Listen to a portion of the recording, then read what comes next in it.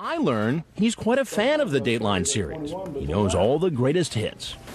I'm thinking it's about time to tell Jeff who we really are and what we're really up to. But that's when he gives us some news about Wendy. What's good, YouTube? Welcome back to Grimm. Today we have a special episode for you. This is not a classic TCAP reaction. It's actually still involving Chris Hansen, but this is from his other investigative series called To Catch a Con Man. And in this one, Chris actually goes undercover trying to get to the bottom of some insane ring of pretty much fraud that is going on that revolves around this one man that has unfortunately been catfished. That's right, make sure you watch to the very end of this one because it's quite insane to see Chris in this different environment. He's not actually meeting with somebody who is, trying to speak to somebody half their age on the internet like normal, but still it is a riveting ride. So if you enjoy this one at any point, make sure to drop a like, as well as consider checking out my Patreon. Huge shout out to these patrons for showing their insane support over there. But anyways, let's get right on into this video, shall we? So back at our delivery depot, we're trying to get Jeff Ball to tell us more about just who Wendy is. Wendy is your fiance?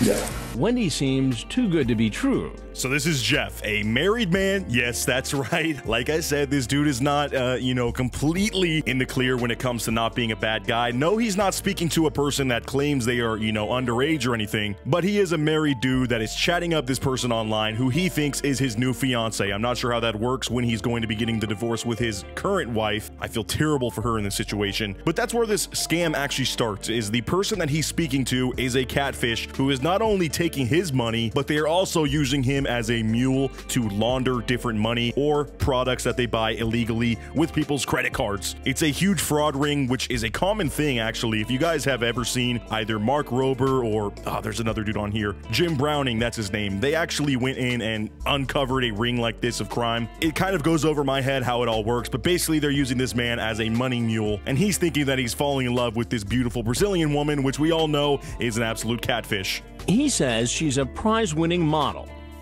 She just finished a competition in Australia too, so she just got $80,000. Wow. That's right, she just won 80 grand from a modeling competition. I didn't know they were giving out checks that big, but apparently she's a very accomplished model, has been touring the world doing her thing, showing off her amazing face and modeling abilities. And meanwhile, she's chatting up this guy, Jeff, who I'm not sure what his job is, but I mean, just look at Jeff. I'm sorry, dude, you gotta be delusional to think that you are being chatted up by a person like this in real life. And I say this in every single catfish video, but you gotta be realistic with yourself. I'm not calling this guy ugly by any means, but he definitely is not the type of person to be dating a model that is also probably half his age. She's also a millionaire. Oh, she's a millionaire. Yeah. And for months, she's been sending romantic email. Wow. After romantic email. And they've been chatting over email for some months now, where she is claiming that she's also a multi-millionaire. That's the other funny thing with these catfish situations. They often claim that they come from money or are, having some sort of situation go on where they can't access their money. And that's kind of how they finesse these poor old people who are lonely and sad, or I guess in this guy's case, he can't be lonely because he's married, but maybe he's just too scared to get a divorce. I don't know. But they claim that they don't have access to their money. Therefore, they need you to send them the money. And they always make a promise like, oh, whatever you send me, I'm gonna give you 10 times back once I get access to these millions that I'm, being tied up with my lawyer or something. It's always some crazy story, but I guarantee that's what's happening here. Did you meet her overseas in Australia? Or? No, I met her on the internet. Oh, on the internet. Believe it or not, Jeff Ball is about to give me a warning. And it sounds like this dude is really trying to warn Chris, who he doesn't realize is Chris Hansen, by the way. I've kind of glossed over that. But Chris is absolutely undercover right here, sitting in this office with this guy, trying to get to the bottom of this. Let's hear what this warning is. And he doesn't know who I am, as he tells me about the dangers of meeting women over the internet. Don't start talking girls age all. She's 20, but she's actually 12. Oh, really? Yeah, let's just say Chris knows a little something about that, all right? I'm glad this is not this situation, and we don't have to look at this guy like he's some sort of creep. It's still obviously not very cool at all what he's doing to his wife by speaking to people online when you're married, going on some romantic chat room. So he's an L for that, but at least he's not a creep. Still, he is warning Chris, or who he thinks Chris is playing. I don't know what this guy's name's supposed to be with the baseball cap, but, it's a very good disguise nonetheless. I could barely tell it was him. Sarcasm, of course. But he's warning him, there are some people out there that will be younger than they should be on the internet, and you don't want to talk to those ones, all right? Hopefully he's not speaking from personal experience, though. Oh, really? Like you watch Dateline. Yeah. A lot of these guys want to have with a 13-year-old. Yeah. And they show up. I've seen that show.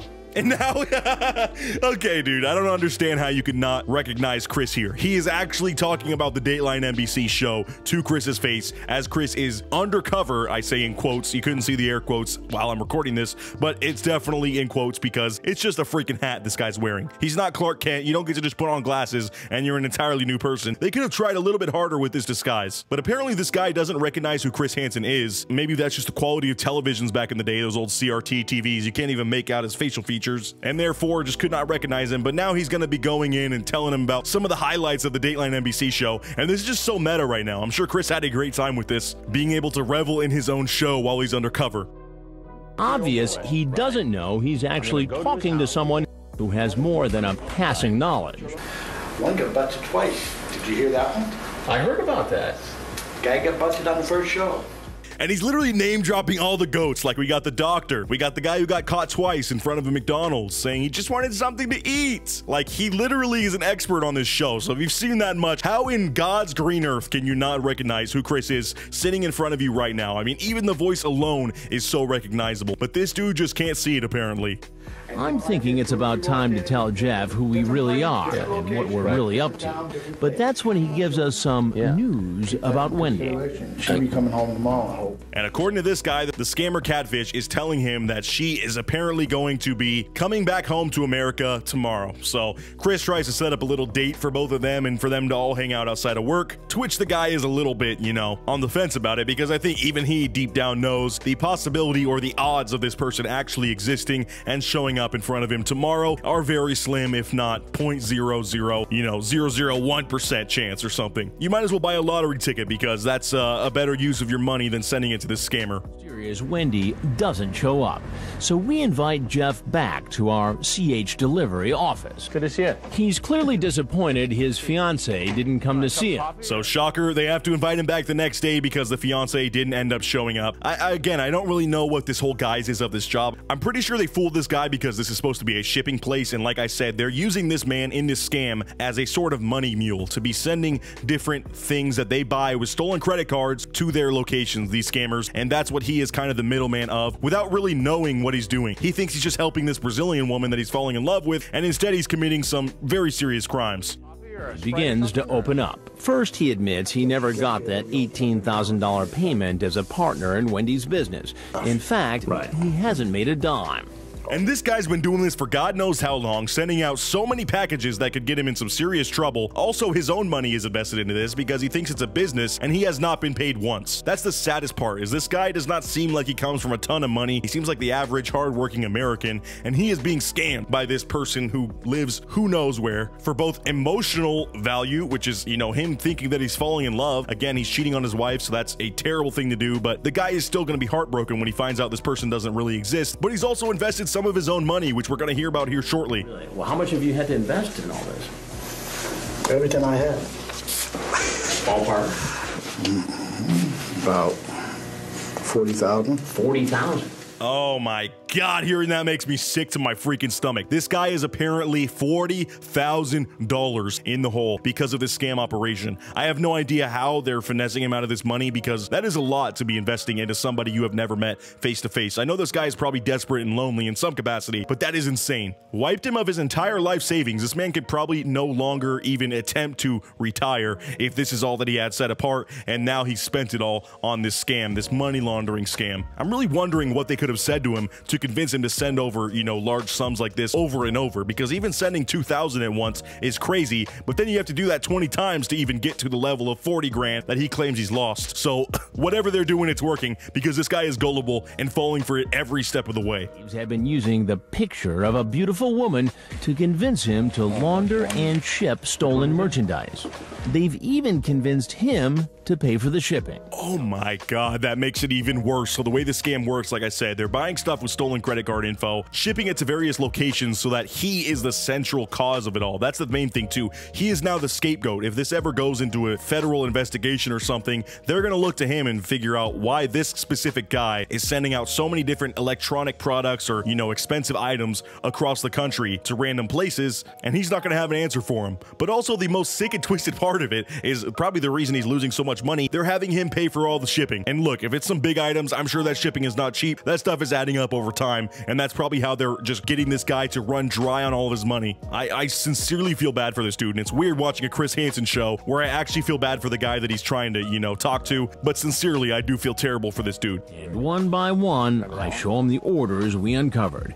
People who told us their identities had been stolen to pay for all the expensive electronics being delivered to his home. And think about being in this guy's position. Not only are you just showing up here for, you know, I don't know what, maybe a job interview or to ship out some stuff, but now you're faced with all these papers that Chris is handing you, showing just what is going on with this operation. First of all, how seriously illegal it is that you're a part of it without even knowing, and second of all, how much money you've wasted. Again, your entire life savings this guy has claimed that he has ran through in order to help facilitate this random fake catfish person that he's fallen in love with committing these crimes. Like, I would be absolutely heartbroken. I wouldn't even know how to financially or emotionally recover from this, especially with it being later in my life. This guy is an older dude. I just can't even imagine how you'd move on from that, especially explaining it to his wife. How do you even begin to do that? He's probably going to get a divorce. His whole life might even be over after this, and it's not even entirely his fault. Yes, he's a bad guy for cheating on his wife and going on these chat rooms in the first place, but that's insane. I'm Chris Hansen with Dateline NBC. Do you really know who Wendy is? And this guy is still on the fence. That's how deep these claws are of emotion and love into his brain. He really wants this to be real. He wants to have his Brazilian shawty waiting for him with her millions on deck, and he's gonna go live in Brazil with her or whatever their plan is. He just can't let that image go from his head, and he cannot come to terms with the fact that he's been scammed. I know it's a lot to expect from him up front when he's been living this life for I don't know how long, lost all this money. It's gonna take some time to really set in, but he's not seeming to take it very well. We are going to continue this investigation. You're in a position to help me do it. Okay. Will you help me? Yeah, I will help you. So that's where the video ends. It sounds like the guy was on board to help them, and hopefully with the power and the money and resources that Chris has for his investigative shows, they were able to crack down and figure out what was going on with this fraud ring. I unfortunately don't have much footage after this, or any, because this is a very obscure show to try to find stuff on, but I thought it'd be a nice switch up for those of you that love Chris Hansen to see him in a different light. It was cool to see him go undercover, and even funnier to see that the person that he was hiding from in this disguise knew of his show and brings it up. Him bringing it up even seems kind of random and makes me feel this guy might have recognized him but was on the fence about why he was, you know, being confronted by Chris. Still, this was a wild ride. I want to know what you guys thought down in the comments below. Again, subscribe if you enjoy this one. We're on the road to 1 million subscribers, and consider checking out my Patreon if you enjoy my content, as it really does help me out showing your support over there. As always, I appreciate all of you guys watching this video to the very end, and until next time, peace out.